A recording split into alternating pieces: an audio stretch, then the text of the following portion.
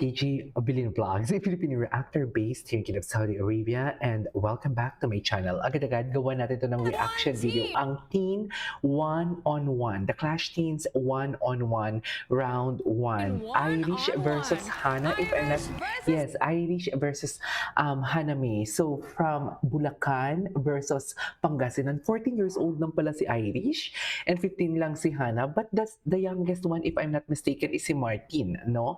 Grabe. So far si Bessa and Martin ang paborito ko.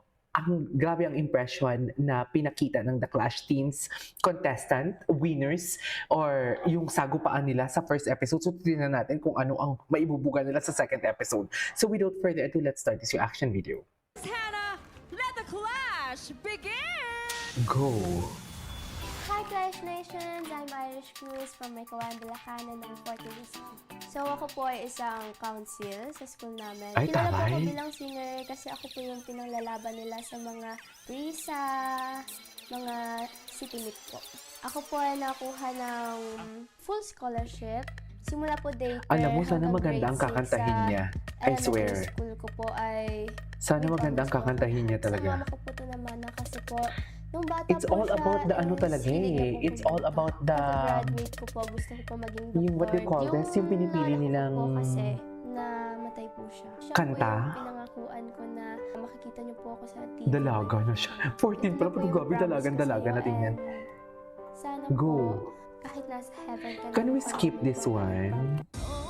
Ay, wait. Stone Cold!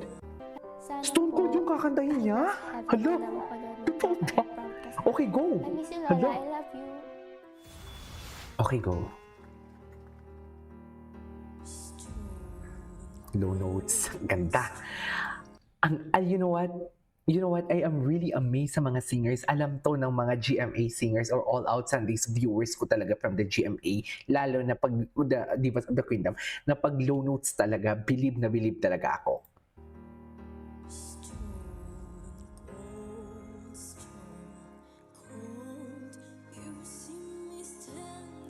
Oh, delicious. Love that.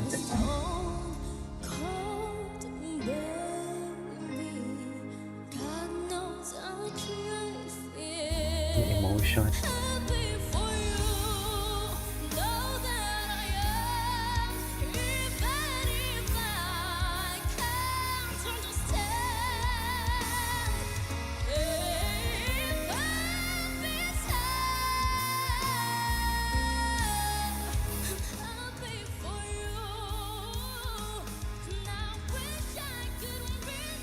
Okay, kinakabahan ako.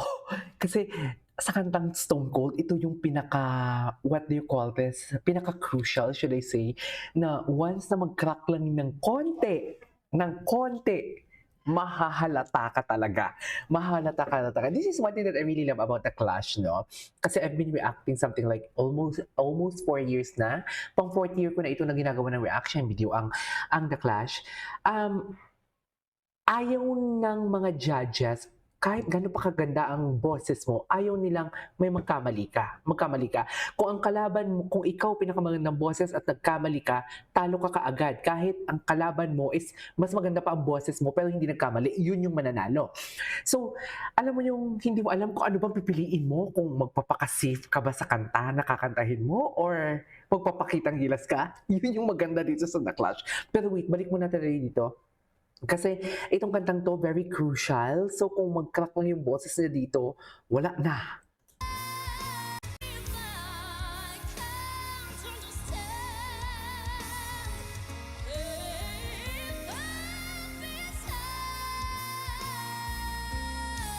Okay.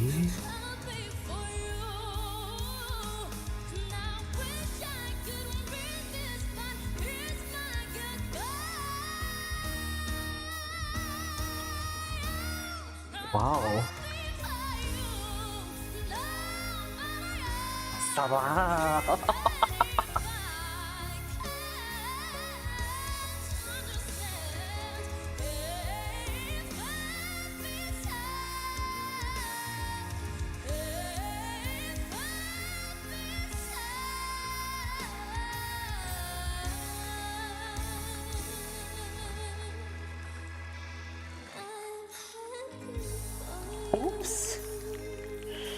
last part. Okay, I have to be honest with you. Mataas yung boses niya. Okay naman, maganda naman yung boses niya. Pero the emotion, parang nakukulangan ako sa emotion. Pero naituwid niya naman. Pero sa last part, medyo kailan na patapos na siya. siguro dahil kabado siya. Kaya medyo may naputol. You know what I mean? So dito naman tayo kay Hana. Ano yung kakantahin ni Hana? 15 years old. No, grabe parang, ay, die something like this. Yes. Oh my God. Ay, ang galing. Hana. Hana na. Hana na. Bakit ko nasabi? Emotion pa lang eh. Ang gagaling ng mga bata.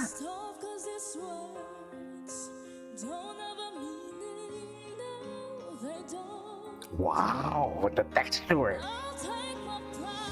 Wow, quality.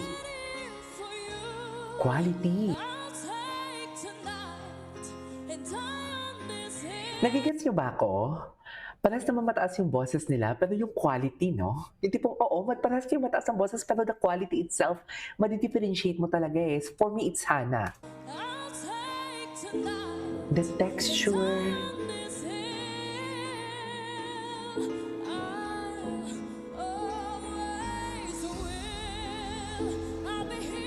Grabe yung emotion.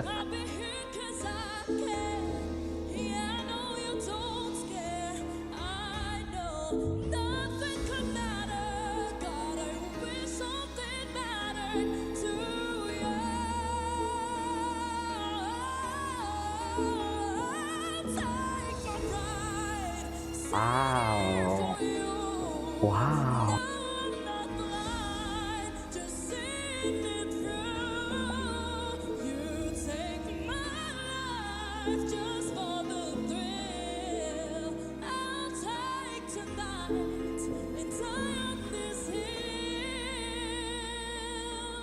Wow.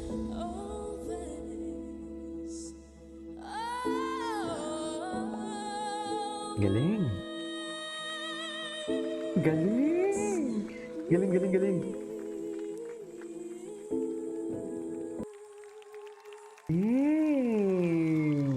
Wow.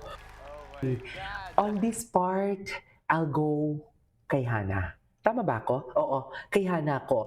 Kasi madidifferentiate mo talaga yung texture ng boses eh. Parehas na mataas ang boses nila, pero alam mo yung may flavor? Alam mo yung may lasa? You know what I mean? Anyways, that is all for today's video. This is Katie Vlogs and see you on my next vlog. Hana ako dito.